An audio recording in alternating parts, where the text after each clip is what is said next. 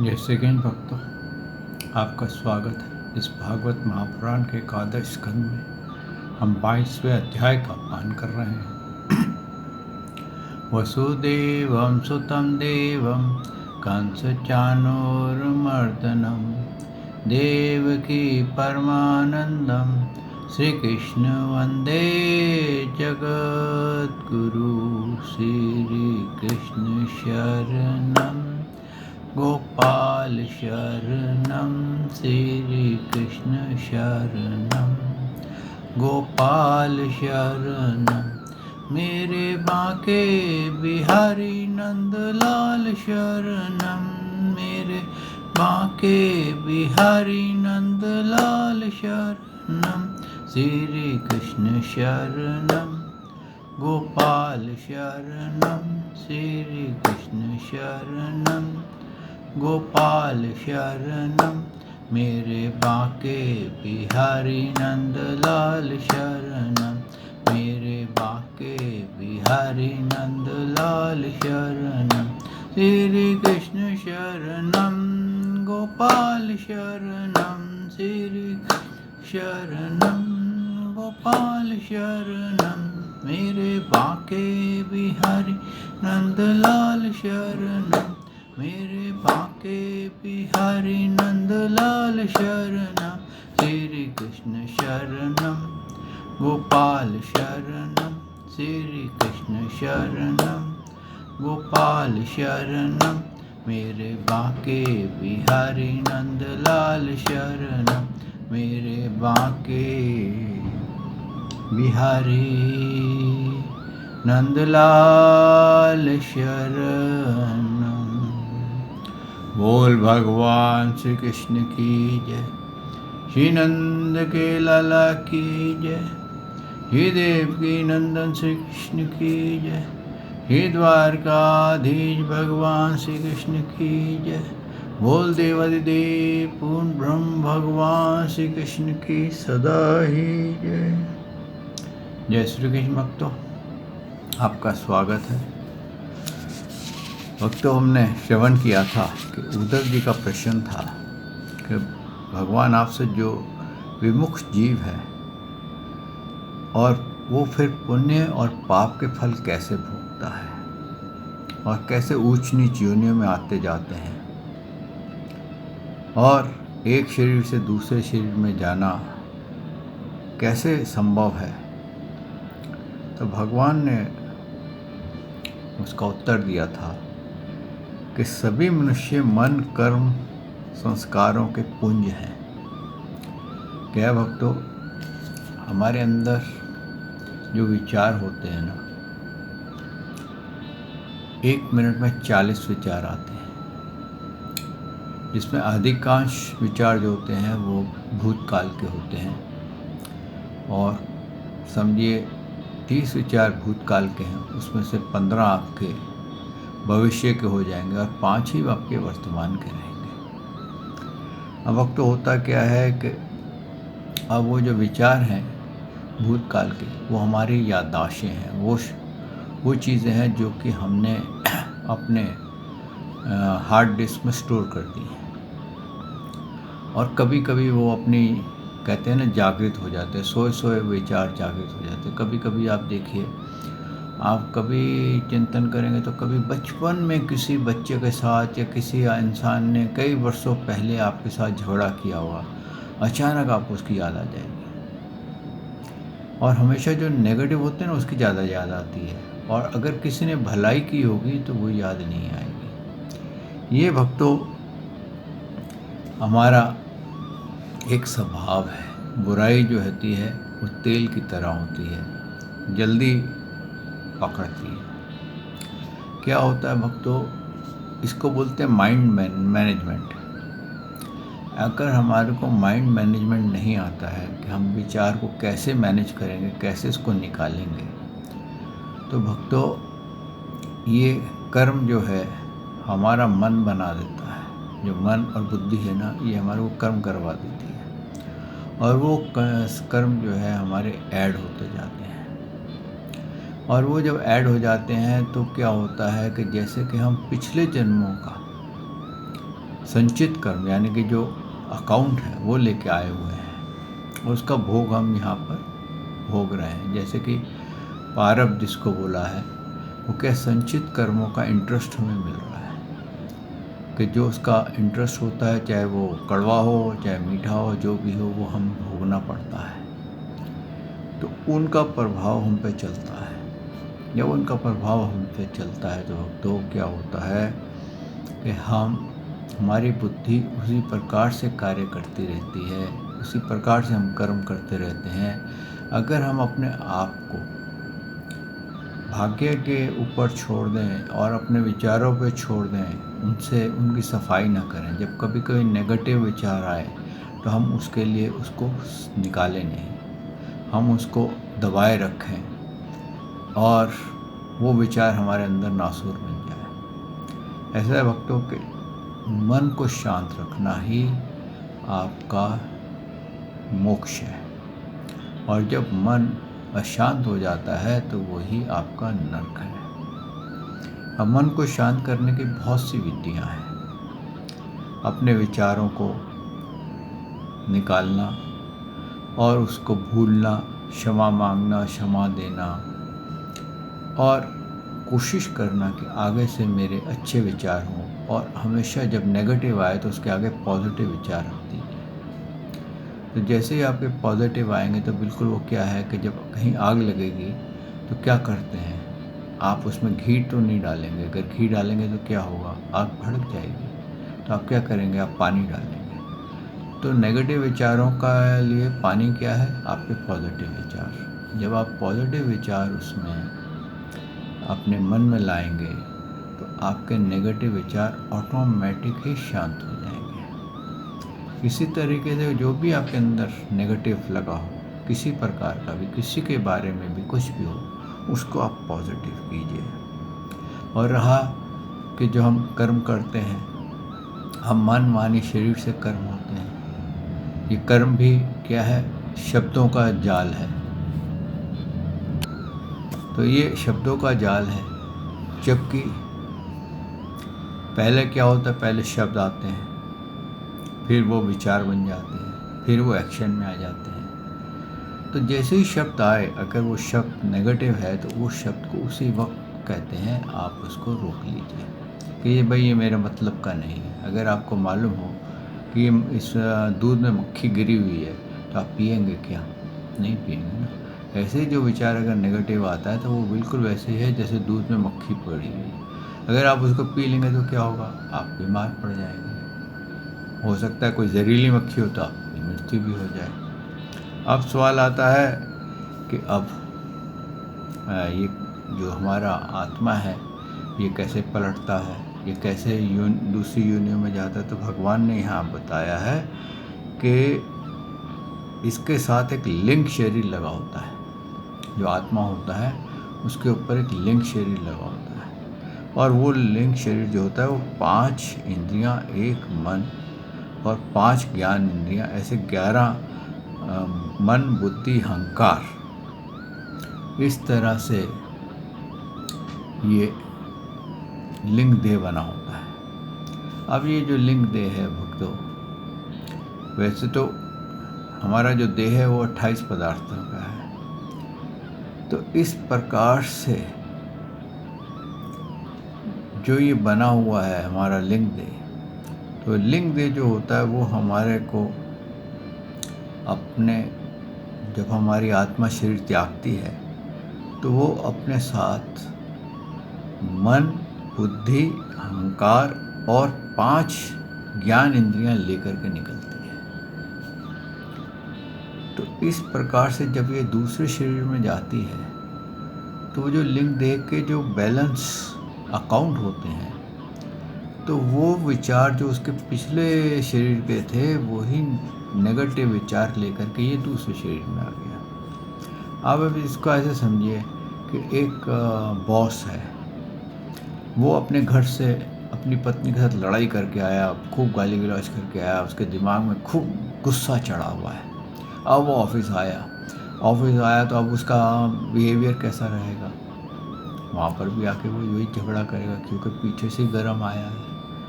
तो हमारा पिछला जो जन्म का संस्कार है वही हमारे आगे चला गया। और अब हमारा जो जन्म मरण होता है उसको आप ऐसे समझ सकते हैं कि एक बाल्टी में पानी है, ठीक है, और उसमें सूर्य नज़र आ रहा, सूर्य दिखता है। अब क्या होता है कि बाल्टी टूट जाती है और या उसमें छेद हो जाता है, तो क्या करा जाता है, पानी को ट्रांसफ़र कर देते हैं और उसमें जो दूसरे में ट्रांसफ़र करते हैं उसमें भी सूर्य नज़र आता है। अब बाल्टी क्या थी, बाल्टी तो हमारा शरीर है, जो पानी जो है वो तो हम ट्रांसफ़र हो गया। अब शरीर जब ट्रांसफ़र हो गया और उसमें जो प्रतिबिंब है सूर्य का वो हमारा अहंकार है, और सूर्य कहाँ स्थित है, आकाश में।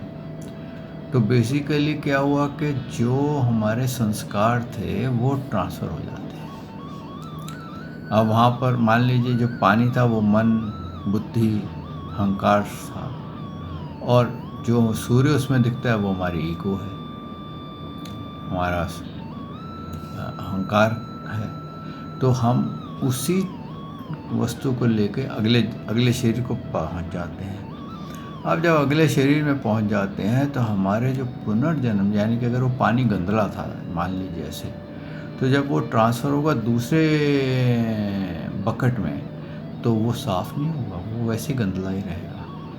क्यों कि वही एटमॉस्फेयर को हमने कैरी फॉरवर्ड किया है। यही भगवान ने कहा है कि हे उद्धव, ये इंसान खुद ही अपना शत्रु है और खुद ही अपना मित्र है। शत्रु उसके लिए है जो ये अपने विचार को क्लीन नहीं करता, तो वो जहाँ भी जाएगा वहाँ पर उसको नेगेटिव ही नेगेटिव मिलेगा, दुखी ही दुखी रहेगा, और वो जिस हाल में भी रहेगा खुद भी परेशान होगा और दूसरों भी करेगा। अगर वो पॉजिटिव विचार करेगा और मेरी भक्ति करेगा तो वो नरकों में भी उसको स्वर्ग का सा अनुभव होगा, क्योंकि उसको मन को शांत रखना आता है। भक्तों क्या होता है, जितने भी आप देखो बहुत पैसे वाले इंसान होते हैं लेकिन वो सुसाइड करते हैं। क्यों करते हैं? क्योंकि मन ने इतने प्रश्न उनको पूछ लिए होते हैं, इतना उनको घबरा दिया होता है कि उनको ये लगता है कि मैं बस इस मन को छोड़ के भाग जाऊँ। लेकिन वो मन को नहीं छोड़ते, वो शरीर को छोड़ते हैं। शरीर क्या है, शरीर तो जड़ है, लेकिन मन उनके फिर साथ जाता है। फिर जो अगला जन्म होगा तो फिर वैसे ही होगा। कई लोग आपने देखे होंगे कि बहुत झगड़ालू होते हैं, बचपन से ही बड़े झगड़ालू होते हैं। कई बच्चे होते हैं हर वक्त लड़ाई झगड़ा मार पीट करते रहते हैं, उनको शांति समझ में नहीं आती। तो पिछले जन्म से संस्कार लेके आए होते हैं। तो वो संस्कार जब तक निकाले नहीं जाएंगे, उसको योगी तरीके से उसको जीना नहीं सिखाया जाएगा, तो वो वक्त वो शांत नहीं होगा। और आप देखिए हर वक्त जो अशांत व्यक्ति रहता है ना, वो बीमार ज़्यादा होगा, झगड़े ज़्यादा करेगा, उसके साथ दुर्घटनाएं ज़्यादा होंगी। अब आप सोचिए एक आदमी ड्राइव कर रहा है, ड्राइव कर रहा है, शांति से ड्राइव कर रहा है तो वो कुछ नहीं। अगर उसका दिमाग में गर्मी क्रोध चढ़ा होगा तो क्या हुआ, आग लगी हुई है, आग लगी हुई है तो वो कैसे आगे चलेगा, वो कहीं ना कहीं किसी न किसी जगह गाड़ी ठोक देगा। इसी तरीके से जब गाड़ी ठोक देगा तो मर भी सकता है। ऐसे ही जब हमारे मन में अगर आग लगी हुई है, बुद्धि में आग लगी हुई है क्रोध की, तो हम ये शरीर को कहीं ना कहीं इसका एक्सीडेंट कर देंगे। और इसका एक्सीडेंट होने के साथ ही हमारे को अगर ये शरीर से निकलना पड़ा तो हम वही गुस्से वाला क्रोधित मन और बुद्धि को लेकर के हम दूसरे शरीर में जाएंगे, वहाँ फिर वैसे ही होगा। तब तक होता रहेगा जब तक हम ज्ञान और विज्ञान के थ्रू अपने क्रोध को शांत नहीं करेंगे। तो भक्तों, कहने का तात्पर्य ये है कि हमारे को हर हाल में भगवान की भक्ति पूजा करते हुए अपने आप को शांत करना है। चाहे आप किसी योगी, कहते हैं जो योगिक क्रियाएँ कराते हैं, वहाँ पर आप जाइए, प्राणायाम करिए, या जो आपको 7 स्टेप्स टू हैप्पीनेस का कोर्स कराते हैं उनसे बात करिए, तो आप उसमें से निकल आएंगे। तो इसका मेन जो निकलने का तरीका है वो है मेडिटेशन, ध्यान योग। अब ध्यान योग भी अगर अशांत मन को शांत करने की बहुत बड़ी विधि है, इसलिए बोला है कि हर रोज़, कहते हैं ना, जैसे आप नियम से अपने मुंह धोते हैं, टॉयलेट जाते हैं, उसी प्रकार से अपना एक नियम बनाइए कि 5 मिनट रोज़ मेडिटेशन करनी है। और मेडिटेशन भी एकदम सीधे शरीर के साथ अगर कर सके तो बहुत अच्छा, नहीं तो जैसे आपको आराम लगे, अगर आपको शरीर स्वस्थ नहीं, जैसे आराम लगे वैसे ही 5 मिनट आप डीप ब्रीथिंग कीजिए, आंखें बंद करके उस प्रभु का चिंतन कीजिए, ओम का चिंतन कीजिए, तो आपको बहुत शांति प्राप्त होगी और आपके अंदर जो अग्नि जल रही है वो शांत हो जाएगी। आइए भक्तों, इस भागवत को आरंभ करते हैं। वसुदेवं सुतं देवं कंसचाणूरमर्दनं देवकी परमानंदं श्रीकृष्ण वंदे जगद्गुरु। श्रीकृष्ण शरणं गोपाल शरणं, श्रीकृष्ण शरणं गोपाल शरणं, मेरे बांके बिहारी नंदलाल शरणं, मेरे बांके बिहारी नंदलाल शरणं, श्री कृष्ण शरणं गोपाल शरणं, श्री कृष्ण शरणं गोपाल शरणं, मेरे बांके बिहारी नंदलाल शरणं। सच्चिदानंद रूपाय विश्वोत्पत्ते आदिहेतवे तापत्रय विनाशाय श्रीकृष्णाय वयं नमो नमः, श्रीकृष्णाय वयं नमो नमः, श्रीकृष्णाय वयं नमो नमः। बोल देवारी देव पूर्ण ब्रह्म भगवान श्री कृष्ण की सदा ही जय। आगे भगवान कहते हैं, यद्यपि वह भ्रमांत पुरुष भी अपने कर्मों के बीज द्वारा ना पैदा होता है और ना ही मरता ही है, वह भी अजन्मा और अमर ही है, फिर भी भ्रमांति से वह उत्पन्न होता है और मरता सा भी है। जैसे कि काष्ठ में युक्त अग्नि पैदा होता है और नष्ट होता दिखाई देता है। उद्धव जी, गर्भधान, गर्भवृद्धि, जन्म, बाल्यावस्था, कुमारावस्था, जीवन, अधेड़ अवस्था, बुढ़ापा और मृत्यु, ये 9 अवस्थाएं शरीर की हैं। भक्तों, ये शरीर पलटता है, लेकिन आपकी जो आत्मा है वो वही रहती है। आप देखिए, आपके शरीर और आपके ब्रेन की कितनी डेवलपमेंट हुई। जब आप बहुत छोटे बालक थे तो आप ABCD नहीं बोल सकते थे, उठते थे, गिर जाते थे, चल नहीं सकते थे, बैलेंसिंग सीखी, क्या कुछ सीखा, लेकिन आपको वो चीज़ याद है, वो आपको याद है, उसका कोई साक्षी है। वो साक्षी कौन है? तो वो साक्षी आपका आत्मा है। उसको भी मालूम है कि बचपन में मेरे साथ ऐसे था, ऐसे था, ऐसे था, लेकिन वो अपना जो हार्ड डिस्क का सूक्ष्म शरीर है उसको वो खोल नहीं पाता, जिसके कारण उसको पिछले जन्म की याददाश्त नहीं रहती। और ये बहुत अच्छा है कि हमारे को पिछले जन्म की याददाश्त नहीं है। अगर हमें पिछले जन्म की याददाश्त हो तो भक्तों, हमारा कलेश, हमारे परेशानी और बढ़ जाएगी, क्योंकि फिर हम वर्तमान में होते हुए अपने पिछले जन्म के उसमें जो हमने कार्य किए हैं, जो भी हमारे हैं, उनके विचार हमारे को खा जाएंगे और हम बजाय शांत होने के और अशांत हो जाएंगे। इतने अशांत हो जाएंगे कि हमारे को समझ में नहीं आएगी कि हम क्या करें। आगे भगवान ने क्या कहा है, ये शरीर जीवन से भिन्न है और ये ऊंच नीच अवस्थाओं में उसके मनोरथ के अनुसार ही है, परंतु वह ज्ञानवश गुणों के संग से इन्हें अपना मान करके भटकने लगता है और कभी कभी विवेक खो जाने पर इन्हें छोड़ भी देता है। पिता को पुत्र के जन्म और पुत्र को पिता की मृत्यु से अपने अपने जन्म मृत्यु का अनुमान कर लेना चाहिए। जन्म मृत्यु युक्त देहों का दृष्टा जन्म और मृत्यु से युक्त शरीर नहीं है। यहाँ पर क्या कहा है भगवान ने, बहुत क्लियर किया है कि जब पुत्र का जन्म होता है और पिता की मृत्यु होती है तो ये समझ लेना चाहिए कि ये जिस शरीर में मैं हूँ ये इसकी भी मृत्यु आवश्यक है, संभव, इसलिए असंभव नहीं है। अब मेरे मृत्यु भी पक्का डेफिनेट है और बाकी सब झूठ है। और हमेशा अपनी मृत्यु पर विचार करते रहना चाहिए और ये समझ लेना चाहिए कि पिता की मृत्यु हुई है तो मेरी भी मृत्यु अवश्य होगी। मेरे पुत्र का जन्म हुआ है तो मेरा भी आगे जन्म अवश्य होगा। लेकिन वो भटकता कौन है? वो भटकते वो हैं जो माइंड मैनेजमेंट नहीं कर पाते, जो कर्मों में ही लगे रहते हैं और वो माइंड मैनेजमेंट को जानते ही नहीं कि कैसे मन को हमारे को गुलाम बनाना। हमने क्या कर रखा है, हम हवाई जहाज़ पे बैठ गए और वो हवाई जहाज़ उड़ रहा है, जिधर हवा ले जाए, जिधर वायु ले जाए, अरे हम ये तो यार किस्मत ही ऐसी है।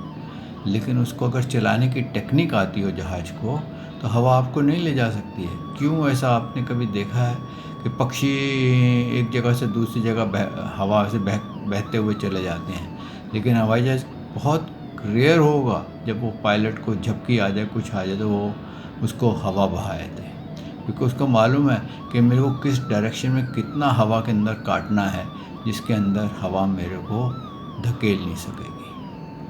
तो आगे क्या बोला है, जैसे जौ गेहूँ आदि फसल बोने पर उग आती है, एक पक जाने पर काट दी जाती है, परंतु जो पुरुष उनके उगने और काटने का जानने वाला साक्षी है वह उससे सर्वथा पृथक है। वैसे ही जो शरीर और उसकी अवस्था का साक्षी है वह शरीर से सर्वथा पृथक है।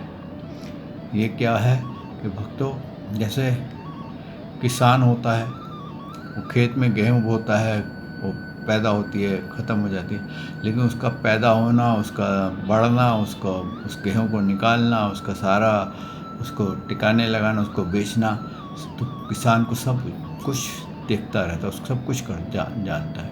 वैसे ही हमारी जो आत्मा है ये हमारे कर्मों की साक्षी है कि हमने जो कर्म किए हैं वो उसकी साक्षी है, उस देखती रहती है। लेकिन हकीकत क्या है, आत्मा कर्म नहीं भोगती। आत्मा के ऊपर जो लिंग देह होता है ना, वो कर्म भोगता है।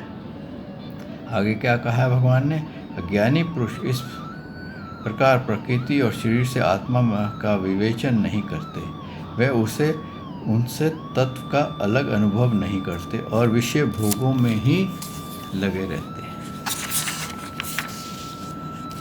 विषय भोगों को ही सच्चा सुख मानने लगते हैं तथा उसी में मोहित हो जाते हैं। इसी से उन्हें जन्म मृत्यु संसार में भटकना पड़ता है। यहाँ पर उन्होंने क्लियर किया कि हम क्यों भटकते हैं, क्योंकि हम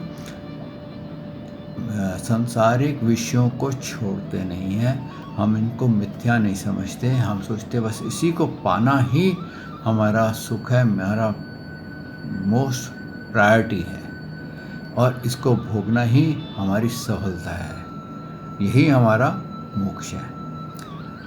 अब अविवेकी जीव अपने कर्मों के अनुसार जन्म मृत्यु के चक्र में भटकने लगता है और तब सात्विक कर्मों की असक्ति से वह ऋषि लोक और देवलोक, राजसिक कर्मों से असक्ति से मनुष्य और असुरी योनि में तथा तामस कर्मों की असक्तियों से भूत प्रेत एवं पशु पक्षी आदि योनियों में जाता है। आप जैसे कर्म करें वैसे ही आपको आगे भोग मिलेगा। जब मनुष्य किसी को नाचते गाते देखता है तब वह स्वयं भी उसका अनुकरण करने तांच तोड़ने लगता है। वैसे ही जब जीव बुद्धि के गुणों को देखता है तब स्वयं निष्क्रिय होने पर भी उसका अनुकरण करने के लिए बाध्य हो जाता है। यहाँ पर क्या है कि हम जैसे बुद्धि हमारे को अगर बोल देती है भाई ये ठीक कार्य ठीक है, इसको अहिंसा करनी, जैसे वेजिटेरियन नॉन वेजिटेरियन, बुद्धि कहती है आज नॉन वेजिटेरियन खाने से शक्ति आएगी, तो हम भी कहते हैं ठीक है खा लो। तो जिस जैसा होगा संग वैसा होगा मन। अगर आप ज्वारियों का संग करेंगे तो ज्वारी बनेंगे, शराबियों का संग करेंगे तो शराबी बनेंगे। ऐसे आगे उन्होंने क्या कहा है, जैसे नदी तालाब आदि के जल के हिलने या चंचल होने पर उसमें प्रतिबिंब, तट के वृक्ष भी उसके साथ हिलते डुलते से जान पड़ते हैं। जैसे घुमाए जाने वाले नेत्रों के साथ साथ पृथ्वी घूमती सी दिखाई देती है।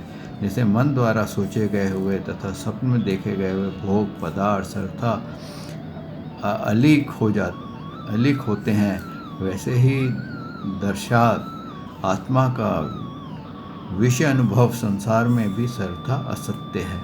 आत्मा तो नित्य शुद्ध और मुक्त भाव ही है। विषयों को सत्य ना होने पर भी जो जीव विषयों के ही का चिंतन करता रहता है, उसका यह जन्म मृत्यु संसार का चक्र कभी निवृत्त नहीं होता। यहाँ पर भगवान ने क्लियर कर दिया है कि जो विषयों में लगा रहता है उसका ये चक्र कभी निवृत्त नहीं होता। जैसे सपने में प्राप्त होने वाले अनर्थ परंपरा जगह बिना निवृत्त नहीं होते। जैसे सपना आता है, कोई आपको डर लगता है कि मेरे पीछे चोर लगे हैं, ये लगे हैं, कई बार बहुत घबराहट होती है, कई बार सुसु भी निकल जाता है, लेकिन जब आप जग जाते हैं तो वो सारे चीज़ें ख़त्म हो जाती है। ऐसे ही जब हम जग जाते हैं इस मायावी संसार से कि नहीं, ये तो सब झूठ है और हमारा सच्चा हितैषी तो भगवान श्री कृष्ण के चरणों में जाना है, तो हमारे को ये जो यहाँ के दुख हैं संसार के, वो हमें फिर दुखी नहीं करते हैं। प्रिय उद्धव, इसीलिए इन कभी तृप्त न होने वाली इंद्रियों के से विषयों को मत भोगो। आत्मा विषय ज्ञान से प्रतीत होने वाला सांसारिक भेद से भूमूलक ही है, ऐसा समझो। असाधु पुरुष गर्दन पकड़कर बाहर निकाल दे, वाणी द्वारा अपमानित कर दे, उपहास करे, निंदा करे, मारे पीटे, बांधे, आजीविका छीन ले, ऊपर थूक दे, मूत दे अथवा तरह तरह के विचलित करे, निष्ठा से डिगाने की चेष्टा करे, उनके किसी भी उपद्रव से शुभ ना होना चाहिए, क्योंकि वे तो बेचारे अज्ञानी हैं, उन्हें परमात्मा का तो पता ही नहीं है। अतः जो अपने कल्याण के इच्छुक हैं, उसे सभी कठिनाइयों में अपनी विवेक बुद्धि द्वारा ही, किसी बाहरी साधन से नहीं, अपने को बचा लेना चाहिए। वस्तुतः आत्मदृष्टि ही समस्त विपत्तियों का बचने का एकमात्र साधन है। भक्तों, यहाँ पर भगवान ने स्पष्ट किया है कि जब तक हमारे को आत्मज्ञान नहीं होता, जब तक हमारे को विवेक नहीं होता, जब तक हमारे को प्रभु से परिशुद्ध प्रेम नहीं होता, जब तक हम भगवान के रहस्य को नहीं जानते हैं, तब तक क्या होता है कि यहाँ आज कलयुग में अनेकों धर्म चल रहे हैं।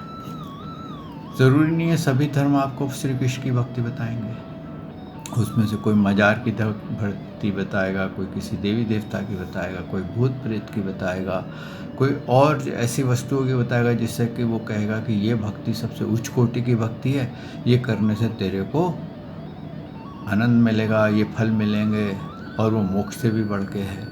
कोई बताएगा कि ये भक्ति करेगा तो तू स्वर्ग प्राप्त करेगा और स्वर्ग में तेरे को बहुत सारी वस्तुएं आनंद मिलेंगे।